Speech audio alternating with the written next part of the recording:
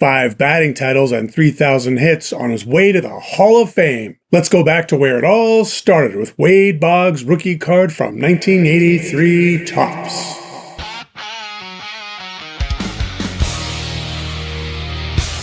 Hey, welcome everyone to our review of 1983 Topps number 498, Wade Boggs. Here we are, and there he is, the Chicken Man himself. First up, let's set the table. 1983 Topps has 792 cards, as did all of the sets from Topps right around this time. And here's what a wax pack looked like then. It only cost 30 cents, believe it or not. Check back later in the video because we're actually going to open one of these packs. In addition to the Boggs rookie, other key cards from the set include Ryne Sandberg's rookie card, Tony Gwynn's rookie card, Cal Ripken's first solo flagship Topps card, and there are, of course, lots of other Hall of Famers. And now, let's take a closer look at the front of the card. If you're into eye appeal, this set has got it. There are 2 photographs on the front of the card. This was the first time that Topps ever used a pair of photos on the front. Now, I know what you're thinking.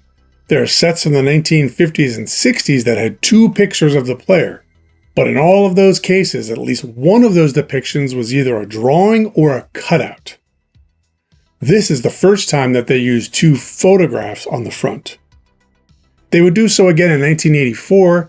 In 1985, they reverted back to just 1 photo, and then eventually they started incorporating photos on the back when that became the standard for all cards. As mentioned, in terms of eye appeal, this set is absolutely unbelievable. The Red Sox cards in particular are beautiful. They've used red and blue framing colors that match the team colors nicely, and it's a great photograph. We've got Boggs obviously standing on third base, looking either at home or the pitcher, and then a nice headshot of him down here. His position is listed as first base, third base, but of course he was a third baseman throughout just about all of his career. Now, from a condition standpoint, this card is pretty darn nice. It's a great printing, and the corners look really sharp on this. Yeah, they look really nice. The centering looks really good too. It's hard to actually find anything wrong with this card. If you're someone who would submit for grading, this is probably not a bad one to think about sending in. So there you have it, the front of 1983 Topps. And if you're into pricing, let's look at the CollX marketplace for this card. In raw form, recent prices range from $8 to $11, with a median around $10. The price, of course, depends on condition, centering, print quality, and other factors. And now for comparison. Here is an actual copy of Ryne Sandberg's rookie card from the 1983 Topps set. Also a beautiful card, although I think they could have done a little bit better with the colors. Nice card. And here's a copy of Cal Ripken's first solo card in a flagship Topps product. He had a standalone card in the 1982 Topps Traded set, and of course he appeared in the 1982 flagship release on an Orioles Future Stars card with 2 other players. This is his first solo card, and it is beautiful. Choice of orange and brown is just fantastic. Here's 1985 Fleer Wade Boggs, another beautiful card. And a 1986 Topps Wade Boggs. And lastly, here's his 1990 Topps card. We have a great video on 1990 Topps and its history. I'll link that here on the top right if you want to check it out. Just take a quick look at the back here.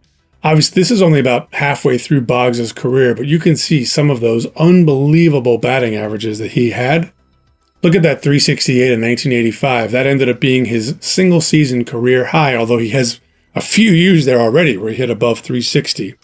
Just unbelievable, and Boggs was almost peerless in terms of hitters from this era. Tony Gwynn is really the only one who compares in terms of longevity, hitting at such a great clip. Next up, here's a Gem Mint PSA 10 1983 Orioles Leaders card. It's beautiful with 2 Hall of Famers on it, Eddie Murray and Jim Palmer.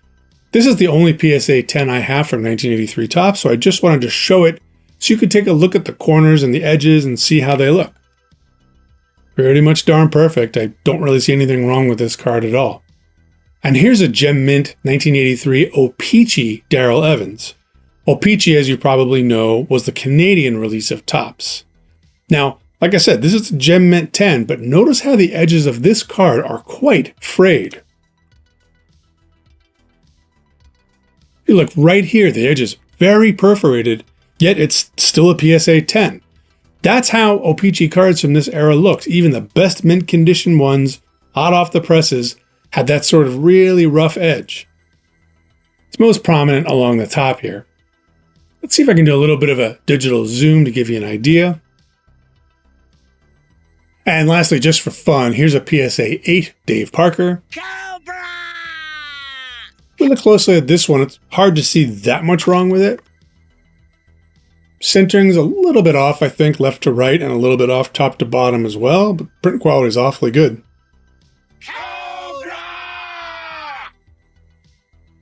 So there you go.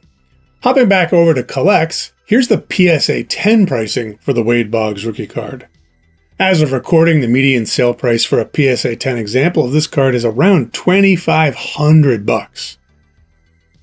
There are only 4 sales listed from the last 6 months or so, which makes sense because there are only 444 total in existence, so they don't sell all that often because there aren't all that many of them. Prices have been on the rise though, which you can see. Each of those last 4 most recent sales are actually over $3,000 each, so prices are going up on this one. And now let's take a closer look at the back of the card.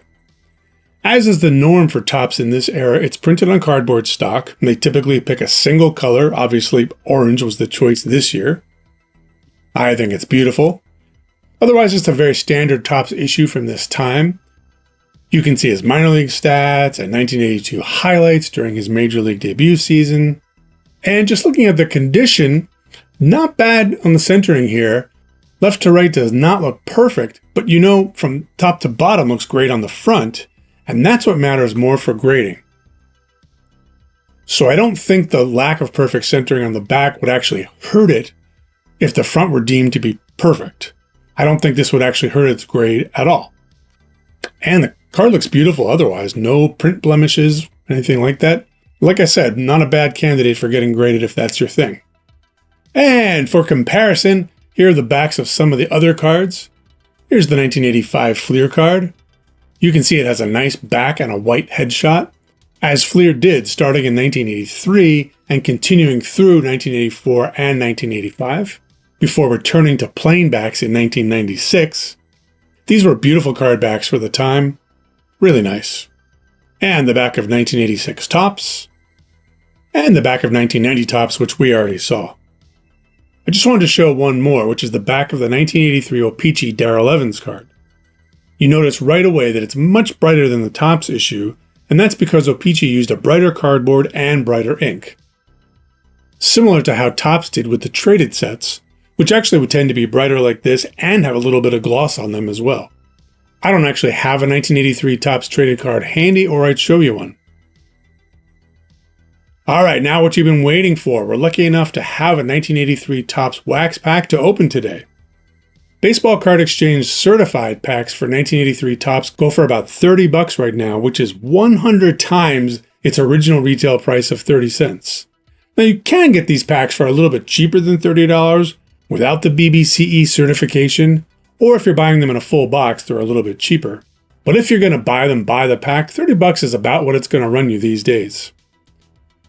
Now I bought this pack at a local card shop. This dealer keeps his own BBCE wax boxes under lock and key. You want one of the packs? He goes in and gets it for you. Nobody else gets to touch the packs, to sort them, inspect them.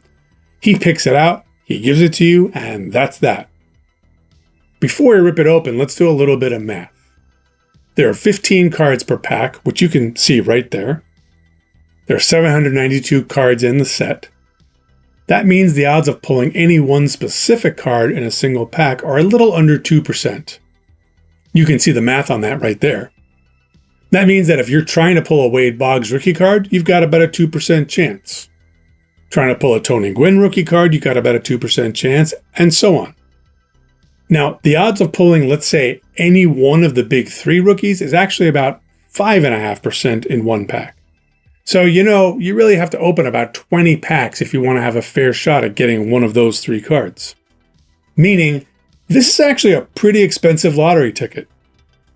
Now, like I already said, I feel good about this pack that it hasn't been tampered with, but it's always good just to show how we would inspect this if we weren't sure.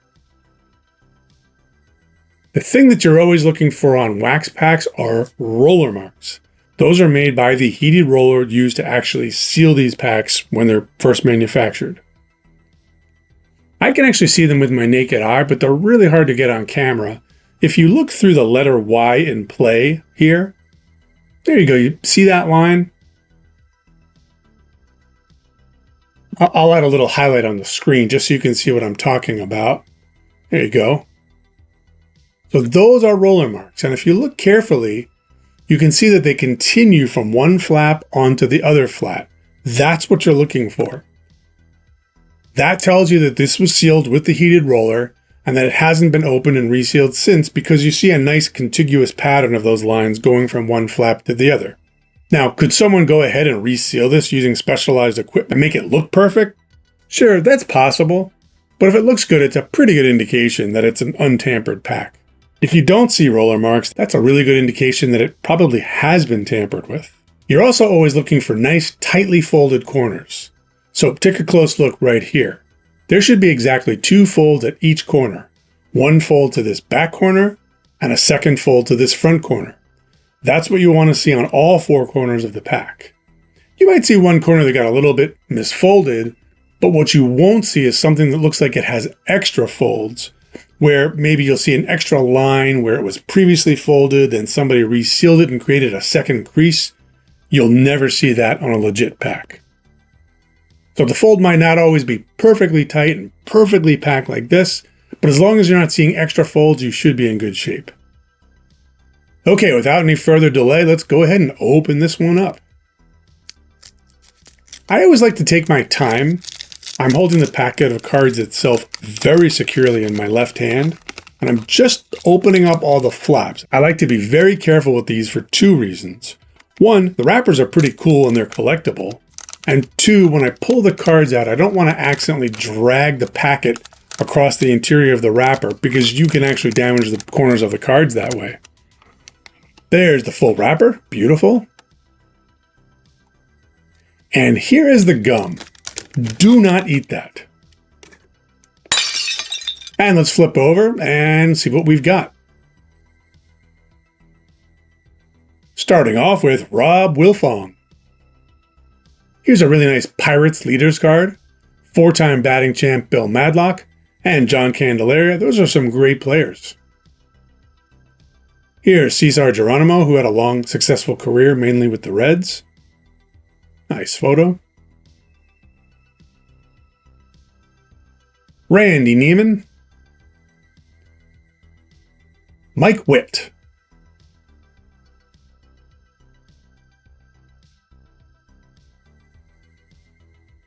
Ron Renicky. And here's our first Hall of Famer, Joe Morgan on the Giants leaders card. Here's the Alan Wiggins card that we saw already. If you're like me, you get tingles every time you see the Padres colors because you think it might be a Tony Gwynn rookie card. This one's obviously not. Here's the contest insert card. You can win a trip to the 1984 World Series. My advice, bet on the Tigers. It looks like Woody Fryman coming up next. Yep, sure is. Larry Wissington. Ozzie Virgil.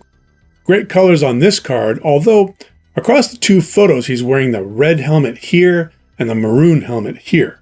They don't look great together. They probably should have picked 2 photos that had the same color helmet. Another Padres card coming up, but not Gwynn. It's Gene Richards. There's Dennis Lamp with an incredible mustache. 2 different views of that beauty. And the last couple of cards. Here we're down to Sid Monge and George Frazier. Not an incredible pack, but still lots of fun to open, and a great Hall of Famer card there in Joe Morgan. So there you have it. A beautiful set that still holds up today, a great card for a great player. I'm Andy with High Heat Stats. Thanks for watching, and remember, there's no wrong way to collect unless you stop collecting. Have a great day, and see you soon.